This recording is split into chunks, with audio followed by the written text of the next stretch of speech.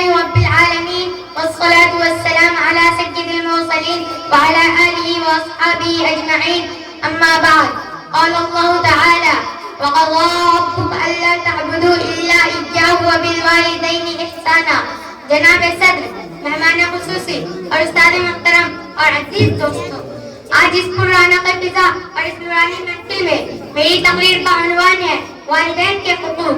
محترم حضرات، ابھی میں نے خطبے میں جس آیت کی تلاوت کی ہے اس کا اور اس کے باقی آیتوں کا ترجمہ یہ ہے، اور حکم دیا ہے آپ کے رب نے کہ تم اللہ کے سوا کسی کی عبادت نہ کرو اور والدین کے ساتھ اچھا سلوک کرو. اگر تمہارے سامنے تمہارے والدین میں سے کوئی یا دونوں ہی بڑھاپے کی عمر کو پہنچ جائے تو ان سے اف بھی نہ کہنا اور نہ ان کو جھڑکنا، ان سے نرم بات کہنا اور ان کے آگے عاجزی کا بازو جھکا دو اور کہو کہ اے میرے پروردگار، ان دونوں پر رحم فرما جیسا کہ انہوں نے مجھے چھوٹے سے پالا ہے. محترم حضرات و سامعین کرام، آج ہر طرف اپنے اپنے حقوق کے مطالبہ کی آوازیں سنائی دے رہی ہے. ہر شخص کو اس کا حق چاہیے، والدین کو ان کا حق، شوہر کو اس کا حق، بیوی کو اس کا حق، اولاد کو اس کا حق. اور حق ادا نہ کرنے کی وجہ سے آپس میں اختلاف و انتشار و خلفشار عداوت جیسی آگ لگی ہوئی ہے اور معاشرہ اسی آگ میں جھلس رہا ہے. اب اس آگ کو بجھایا کیسے جائے اور آپس میں محبت کی آبیاری کیسے کی جائے؟ تو سب سے پہلے ہمیں یہ سمجھنا ہوگا کہ حق کا مطلب کیا ہے، حق کے معنی کیا ہے، حق کہتے ہیں کسے اور حق کی تعریف کیا ہے. حق کا ایک مطلب صلہ ہے، حق کے قانون میں ایک معنی بدلہ بھی ہے. تو آج میں آپ سے والدین کے حقوق کی بات کروں گی کہ والدین کے احسانات کا کیا صلہ ہونا چاہیے، کیونکہ معاشرے میں لگی آگ اللہ اور اس کے رسول کے بتائے ہوئے حقوق کی ادائیگی سے بجھ سکتی ہے.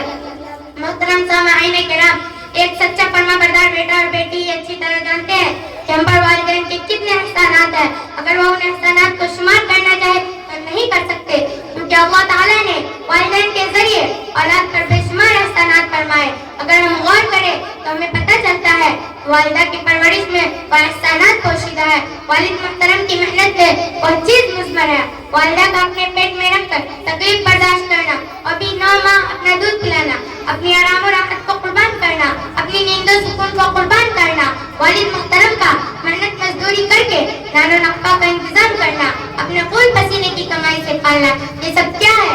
یہ ان کے احسانات ہے.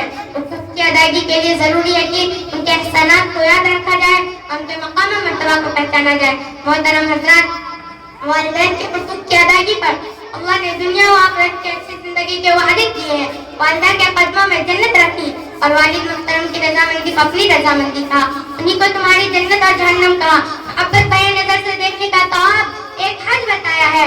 100 مرتبہ یا جتنی مرتبہ دیکھو اتنی مرتبہ حج کا ثواب بتایا ہے. انہیں چند باتوں کے ساتھ میں اپنی تقریر کو ختم کرتی ہوں. وما علینا الا البلاغ. السلام علیکم ورحمۃ اللہ.